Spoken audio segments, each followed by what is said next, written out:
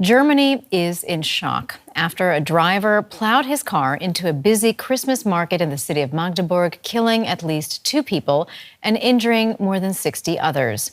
One of the dead is a young child. Authorities have arrested the suspect. He's a 50-year-old doctor from Saudi Arabia who moved to Germany in 2006. He had apparently expressed strong anti-Islam views online and also praised the far-right AfD political party. Armed police forced the driver of a badly damaged BMW out of his car and onto the ground before officers rushed to detain him. The arrest came moments after the car smashed through a crowd of people at a busy Christmas market in the East German city of Magdeburg. The vehicle drove at least 400 metres, according to police, killing and injuring people in its path. A young child is among the dead. More than 100 emergency responders rushed to the scene. We were in the church for the concert and we saw the police lights and heard the sirens, and of course it went on so long that you had to assume that something terrible had happened. German authorities have identified the driver as a 50-year-old doctor who moved to Germany from Saudi Arabia in 2006. They described him as a lone attacker and did not believe there were any further threats. It is a terrible tragedy. It is a catastrophe for the city of Magdeburg and for Germany in general. In the context of what a Christmas market is supposed to bring, it really is one of the worst things I can imagine. We have caught the perpetrator. We are currently in the process of collecting all further data and also carrying out the interrogation. Friday's attack came 8 years after an Islamic extremist drove a truck into a Berlin Christmas market, killing 13 people. Christmas markets are a huge part of German culture, but several events have now been called off for the weekend as a safety precaution and out of respect for the victims in Magdeburg. We can now speak to DW's Jules Giesler, who's been covering the story for us in Magdeburg. Good to see you, Jules. So it's morning now in the city of Magdeburg. What is the situation there right now? Good morning, Mariana. As you can see behind me, there is police still have cordoned off the area around the Christmas market.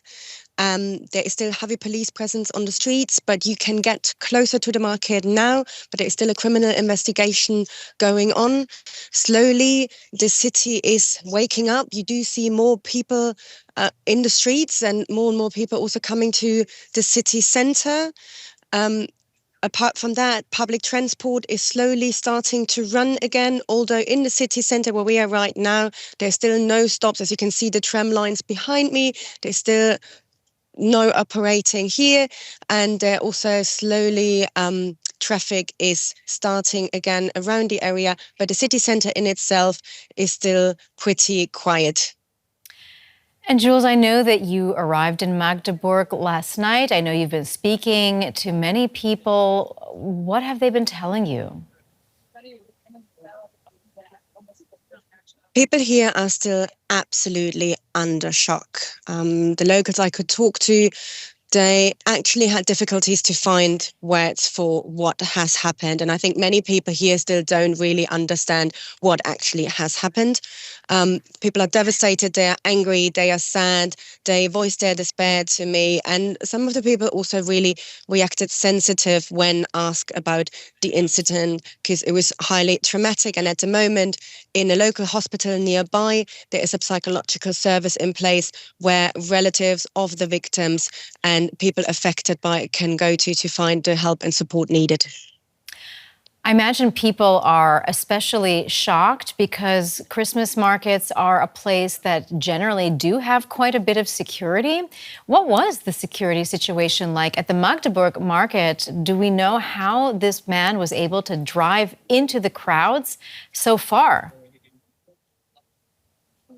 That is the question at the moment. Authorities and police forces are trying to answer. This is why the investigation is going on at the moment. They're looking for witnesses to reconstruct what actually has happened. There were security measures in place, and usually you do have concrete blocks, quite heavy concrete blocks, blocking the entrance to the roads, and then from the roads to the market. They were in place, but security experts have been saying there must have been a gap somewhere, a security gap, because if there would have not been a gap, just to give you an impression, the driver had the chance to actually drive his car 400 meters into the market. So there has definitely been a gap. This question needs to be answered in the following days by the organisers and the city of Magdeburg and and just to give you there some information about other Christmas markets in the area or close by, as in Halle or Leipzig. So they're all been beefing up now their security measures about this incident. There will be more police force on the streets patrolling Christmas markets, and also Berlin announced that they will have more police force to secure the Christmas markets there. And Jules, just for our international audience, can you tell us a little bit about the city of Magdeburg? What is it like? So Magdeburg, to give you an impression, is, well, first of all, the state capital of Saxony-Anhalt, with more than 240,000 citizens living here. It is a pretty quiet city, so it has more the feeling of a town, a big town, to be honest. And most public life happens here in the city centre. So when people meet for dinner, they meet their friends, they go shopping, everything is based around this city centre where the attack happened in the old town. So this has been quite a traumatic experience. It really hit the heart of the city.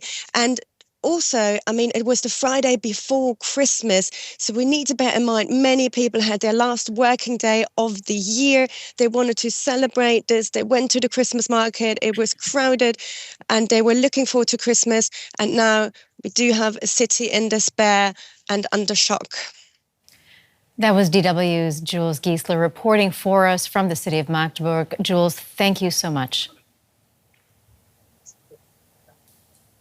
Well, for more on this developing story, I'm joined in the studio by DW security and political correspondent Thomas Sparrow. Thomas, so good to see you. We don't know much yet about the suspect, but what have authorities said about the man who was arrested? The big question is what the motivations are behind this incident in Magdeburg. The man, the main suspect, was indeed arrested. That is a positive development for authorities when it comes to trying to identify that motivation. The man from Saudi Arabia was not known to authorities as being an Islamist. In fact, according to reports, he was an Islam critic. And according to those same reports that went through his social media posts, he was blaming officials for what he believed was attempts to Islamize Europe.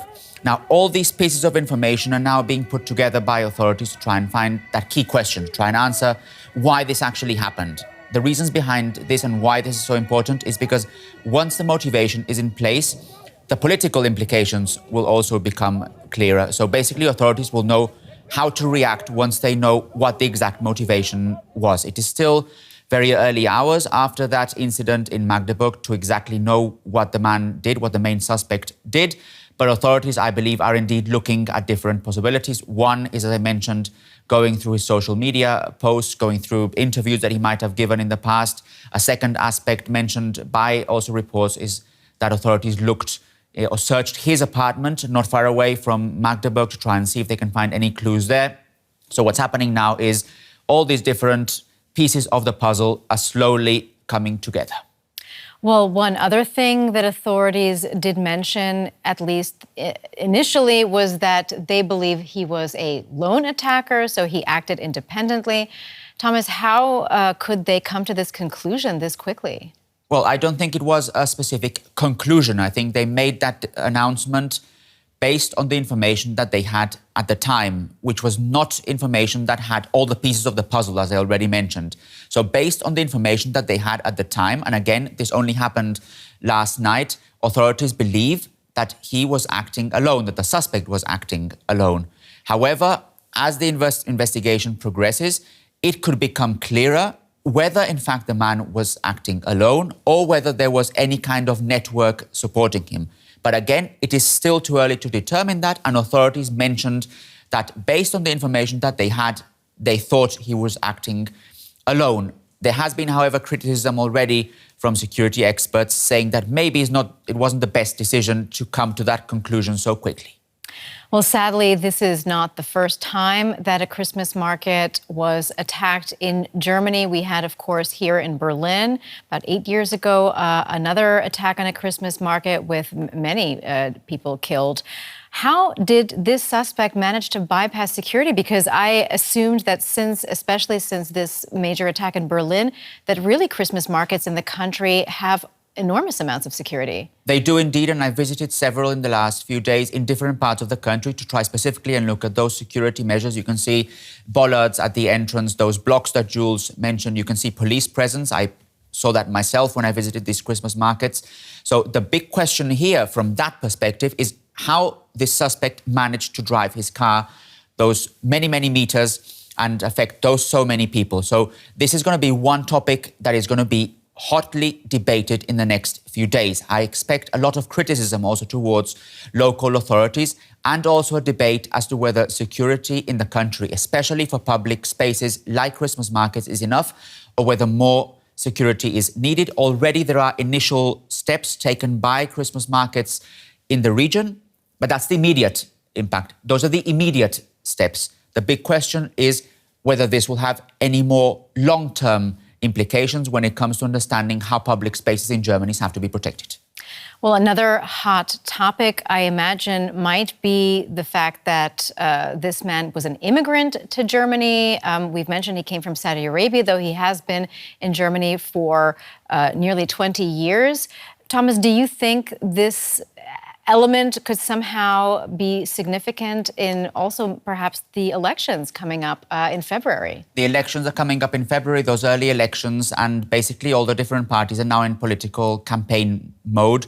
So I do believe that the incident in Magdeburg and also the whole aspects about the motivation and the suspect and so on will become part of the debate in the next few days and in the next few weeks. The question is what party will benefit most from that. In the past, you have seen, for example, the far-right party, AfD, benefit from incidents like this where they blame immigrants for what has happened in the country.